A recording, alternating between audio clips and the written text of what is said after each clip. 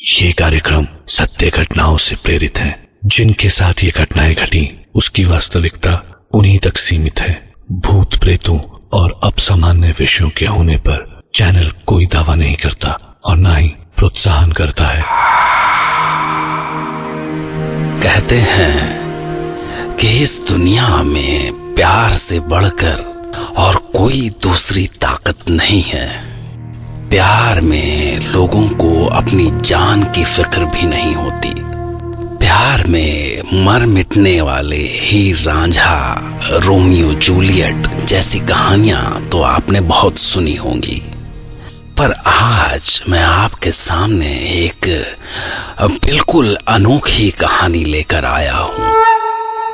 अगर आपके अनुभवों ने प्यार पर से आपका भरोसा उठा दिया हो तो आपको ये कहानी जरूर सुननी चाहिए।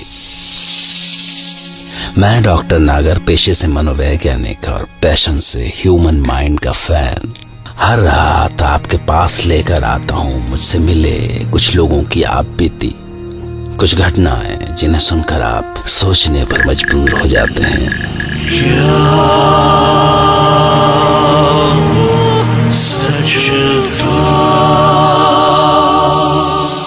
आज की कहानी है लखनऊ में रहने वाली आकांक्षा की, जो काफी साल पहले अपने कॉलेज के दोस्तों के साथ घूमने के लिए एक ट्रिप पर गई थी।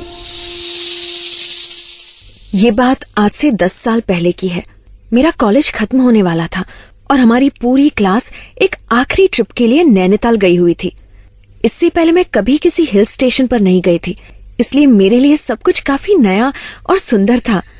बात उस शाम की है जब हम सब सनसेट देखने सनसेट पॉइंट पर गए हुए थे।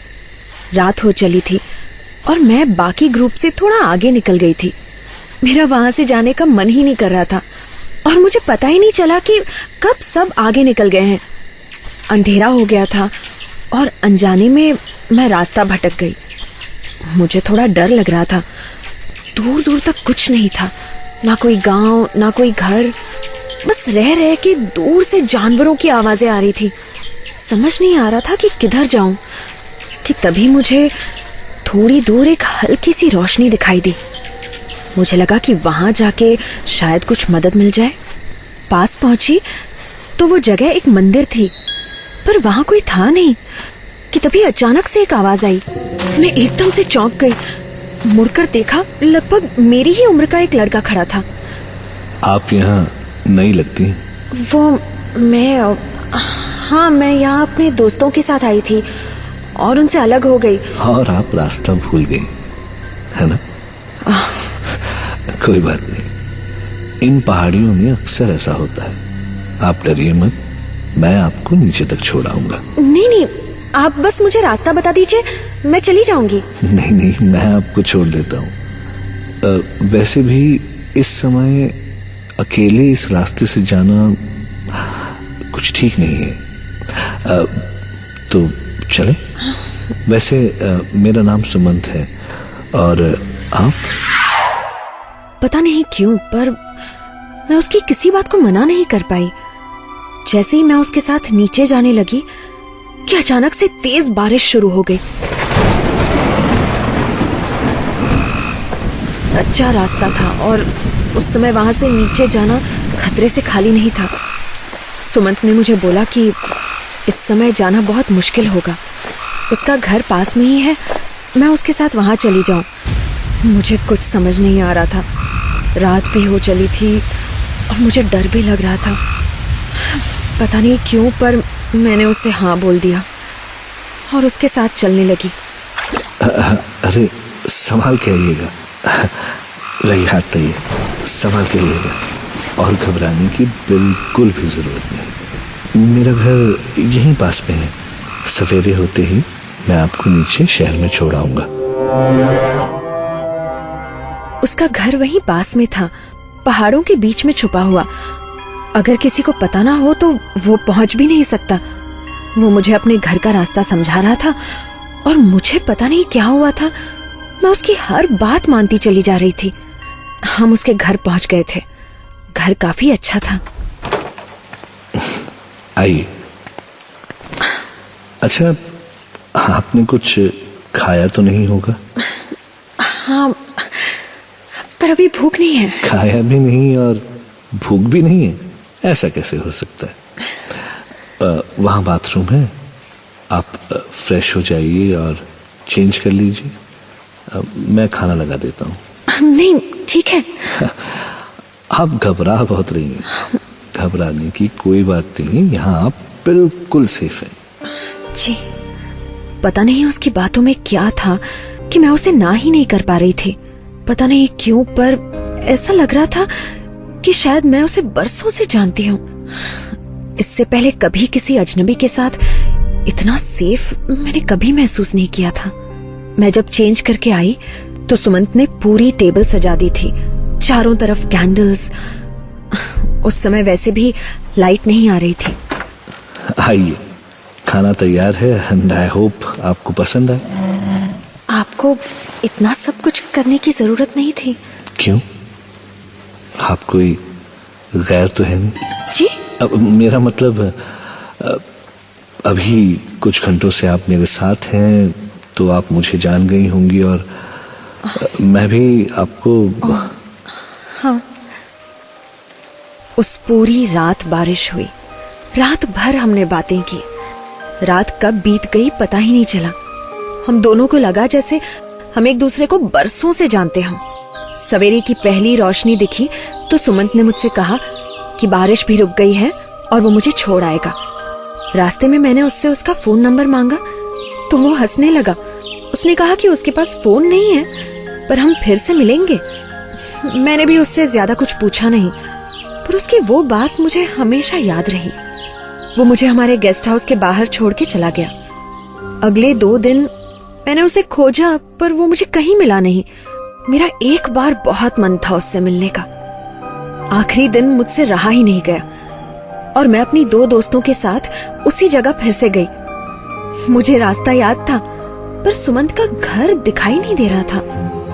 मैं मंदिर तक पहुंच गई, पर वहां से जैसे ही मैं उसके घर की तरफ गई तो। कहाँ लिए जा रही है? कितनी दूर आ गए, अब वापस भी तो जाना है। पता नहीं, यही तो था। वो मंदिर के पीछे था। जैसे ही वो मंदिर हमें दिखा, हम जल्दी से वहां पहुंच गए, पर वहां कोई घर नहीं था। सिर्फ एक खंडहर, एक पुराना टूटा सा घर। पर ये कैसे हो सकता था? पर अचानक से कुछ ऐसा हुआ जिसने हम दोनों को हिलाकर रख दिया। हमें अचानक से ऐसा लगा कि जैसे कोई हमारा पीछा कर रहा हो, पर पीछे पलट के देखा तो कोई भी नहीं था। आकांक्षा, आकांक्षा, यहाँ कोई है? कोई भी तो नहीं है। तू मुझे डरा मत। कोई पास में ही है। हमें यहाँ से निकलना चाहिए। हाँ चल, मुझे भी डर लग रहा है। हम वहां से चल दिए। मैं आगे थी और मेरी दोस्त पीछे। अंधेरा हो रहा था। मैं उससे थोड़ा आगे निकल गई कि तभी अचानक से उसके जोर से चीखने की आवाज आई। मैं पीछे गई तो वो जमीन पर गिरी हुई थी। उसके सर पे बहुत गहरी चोट लगी थी। वो फिर भी होश में थी। उसने बोला कि उसे लगा कि किसी ने उसे तेज धक्का दिया हो। मैंने उसे उठाया और हम वहां से निकल आए। रात की हमारी ट्रेन थी, पर फिर भी ये समझ नहीं आ रहा था कि यही तो मैं मिली थी सुमंत को। ये सब कैसे हो सकता था? मैं लखनऊ वापस आ गई, पर मेरा मन अभी भी नैनीताल में ही था। घर आते ही पापा मम्मी के सवालों की झड़ी लग गई। अरे आ गई तुम। कैसा रहा ट्रिप? कैसे पतली हो गई है तू?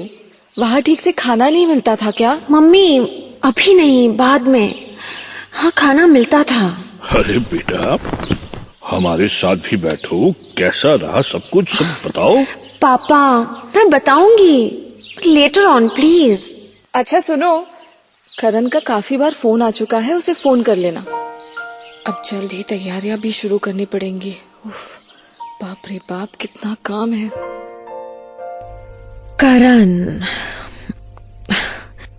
इन सब में करण के बारे में तो मैं बताना ही भूल गई। करण मेरा फियांसे था और बचपन का दोस्त भी। वो एक साइकियाट्रिस्ट था और हम दोनों की शादी दिसंबर में होने वाली थी। अजीब सी बात थी कि इतने दिनों में एक बार भी करण के बारे में सोचा ही नहीं। तभी करण का फोन भी आ गया और उसने बोला कि वो थोड़ी ही देर में मुझसे मिलने आ रहा है। मुझे लगा कि तब तक मैं फोटोग्राफ्स प्रोसेस कर लूं। मैंने सुमंत के घर की और उसकी भी कुछ फोटोज ली थी। मैं जैसे ही फोटो रूम में प्रिंट्स धो रही थी कि तभी एक अजीब सी बात हुई। सुमंत की सारी फोटोज में से वो गायब था। ये कैसे हो सकता है? पता नहीं कि तभी मेरे कमरे में कुछ आहट हुई। अचानक से लाइट बंद हो गई और मुझे लगा कि जैसे किसी ने पीछे से मेरे कंधे पर हाथ रखा हो। मैंने मुड़ के देखा तो कौन है? कौन? मैं। सुमंत, तुम ये क्या? तुम यहाँ कैसे? मैं तो हमेशा से ही तुम्हारे साथ हूँ। कौन हो? तुम हो कौन? आकांक्षा, आकांक्षा, तुम किससे बातें कर रही हो? चले जाओ यहाँ से। आकांक्षा, मैं हूँ। आकांक्षा, क्या हुआ तुम्हें? डरो मत, मैं हूँ करण। मुझे उसके बाद का कुछ भी याद नहीं है। हाँ, पर जब नींद खुली तो मैं हॉस्पिटल में थी। करण ने बताया कि मैं पूरे 3 दिन बेहोश थी और नींद में किसी सुमंत का नाम लिए जा रही थी। उस दिन सुमंत वहां कैसे था? मुझे कुछ समझ नहीं आ रहा था और आखिर क्यों ऐसा लग रहा था कि मैं उसे बरसों से जानती हूं। जब मैं ठीक हुई तो करण ने मुझे एक बार उसकी क्लिनिक आने को कहा। उसे लग रहा था कि मुझे साइकियाट्रिक हेल्प की जरूरत है। मुझे पता नहीं क्यों, पर उसकी बात रखने के लिए मैं उसकी क्लिनिक पर चली गई। मेरी बात को सीरियसली लेना आकांक्षा। मैं अब तुम्हें हिप्नोटाइज करूंगा और कुछ सवाल पूछूंगा। पर इसकी क्या जरूरत है करण? पर इससे कोई नुकसान भी तो नहीं है ना? चलो अब लेट जाओ। Come on, be a good girl. अच्छा ठीक है। चलो अब आंखें बंद करो। रिलैक्स। बॉडी को बिल्कुल लूज छोड़ दो। ठीक है। मैं अब थोड़ा म्यूजिक प्ले कर रहा हूं। तुम्हें उस पे कंसंट्रेट करना है।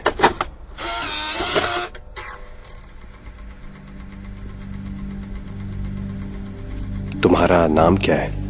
कंगना। तुम अभी कहाँ और किसके साथ हो? गांव में हूं। सुमंत है। हम दोनों पहाड़ पर हैं। वो मुझे बुला रहा है। नहीं सुमंत, ये ठीक नहीं है। हम ऐसे हार नहीं मान सकते। सुमंत, सुमंत मेरी बात। सुमंत, नहीं सुमंत रुको। आकांक्षा उठो। Get up Sumant! नाउ।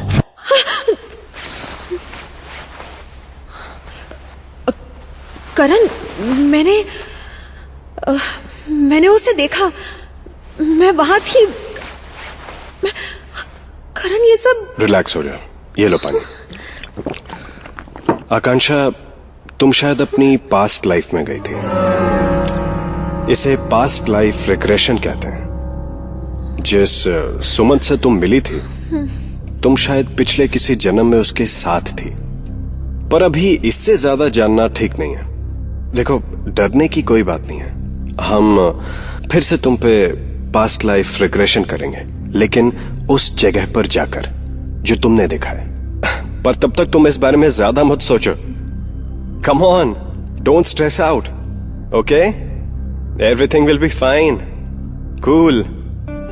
मैंने खुद को देखा, सुमंत को देखा। वो मुझसे बात कर रहा था। पर अगर मैं उससे किसी जन्म में मिली थी तो वो आज क्यों मेरी जिंदगी में वापस आ गया था? आखिर वो मुझसे क्या जानना चाहता था? क्यों मिलना चाहता था? मैं और करण वापस उस जगह पर गए जहां मैं सुमंत से मिली थी। करण ने मुझसे बोला कि मैंने अपना नाम कंगना बताया था।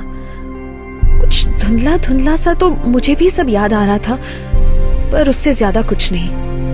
उसी जगह पर पहुंचकर करण ने फिर से मुझ पर पास्ट लाइफ रिग्रेशन किया और इस बार जो हुआ वो मुझे सब याद था। अब सोचूं तो सब एक सपने जैसा लगता है।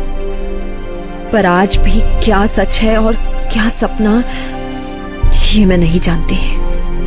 मैंने देखा कि मैं और सुमंत उसी पहाड़ी पे बैठे हैं और हाँ, मेरा नाम कंगना था। कंगना, हाँ? अब और कोई रास्ता नहीं बचा है। अगर हम साथ रह नहीं सकते तो फिर जीने का क्या फायदा कंगना? तो हम क्या करें? मेरे घर वाले नहीं मानेंगे। तो फिर हम यहाँ से भाग क्यों नहीं जाते? नहीं, अगर उन्होंने तुम्हें पकड़ लिया तो वो तुम्हें नहीं छोड़ेंगे। ज्यादा से ज्यादा क्या करेंगे? वो मुझे मार डालेंगे कंगना, पर मैं तुम्हारे बिना भी तो नहीं रह सकता। और मैं भी नहीं सुमंत। अगर हम साथ जी नहीं सकते तो हम साथ मर तो सकते हैं ना कंगना? हाँ। बोलो, जान दे सकती हो मेरे साथ? हाँ सुमंत। तो फिर 3 तक गिनने की बात हम दोनों आज इसी पहाड़ी से कूदकर अपनी जान दे देंगे। 1, 2, सुमंत, एक मिनट। 3। सुमंत!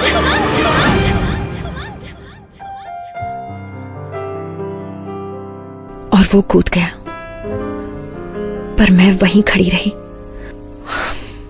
करण ने बोला कि शायद इसीलिए वो वापस आया है, उसकी आत्मा को शांति नहीं मिली है और इसीलिए वो मेरे पीछे पड़ा है। पर मैं क्या करूं? काश मैं उससे मिल पाती और बोल पाती कि वो मुझे माफ कर दे। मैं अब भी उसकी कंगना ही हूं और कभी हम फिर से साथ होंगे। मुझे पता नहीं क्यों लग रहा था कि वो मुझसे एक बार मिलने जरूर आएगा। करण, तुम परेशान मत हो, मुझे पूरा भरोसा है कि वो मुझसे मिलेगा। पर तुम यहाँ सेफ नहीं हो आकांक्षा, मैं तुम्हें ऐसे छोड़ के नहीं जा सकता। Try to understand. करण, कुछ नहीं होगा, अब मैं सब जानती हूँ। किसी तरह मैंने करण को वापस भेजा। मुझे पूरा भरोसा था कि वो आएगा। मुझे अब सब कुछ याद आ चुका था। शायद सुमंत ही वो एक अकेला आदमी था जिससे मैंने प्यार किया था। और जैसे ही करण गया, मुझे सुमंत की आवाज सुनाई दी। कंगना। सुमंत, मुझे माफ कर दो सुमंत, मैंने तुम्हें धोखा दिया। मेरी वजह से तुम्हारी जान गई और मैं कुछ भी नहीं कर पाई।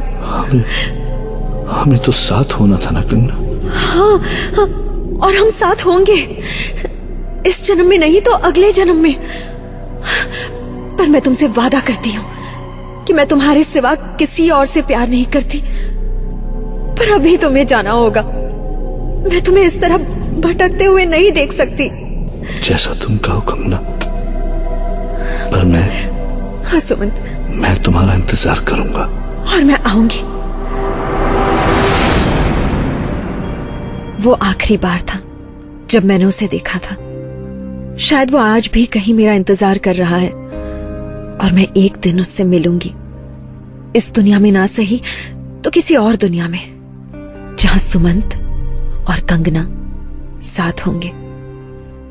हम तो अभी भी साथ ही है ना कंगना? हाँ सुमंत।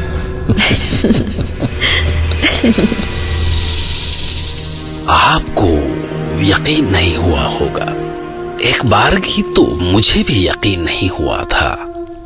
चौंकाने वाली बात ये नहीं है कि आकांक्षा अपने पिछले जन्म के बिछड़े प्यार से मिली, बल्कि चौंकाने वाली बात वो है जो उस दिन के बाद हुआ। आकांक्षा ने करण से कभी शादी नहीं की। वो आज भी हमारे बीच में है और उस दिन का इंतजार कर रही है जिस दिन वो फिर से सुमंत के साथ होगी, फिर कभी न बिछड़ने के लिए। क्या आप किसी से प्यार करते हैं? अगर हाँ, तो कहीं वो प्यार किसी जन्म का अधूरा प्यार तो नहीं है? सोचिए, क्योंकि मैं कल रात फिर तैयार रहूंगा आपके लिए एक नई घटना लेकर, जिसे सुनकर आकांक्षा की तरह आप भी कह पड़ेंगे, सच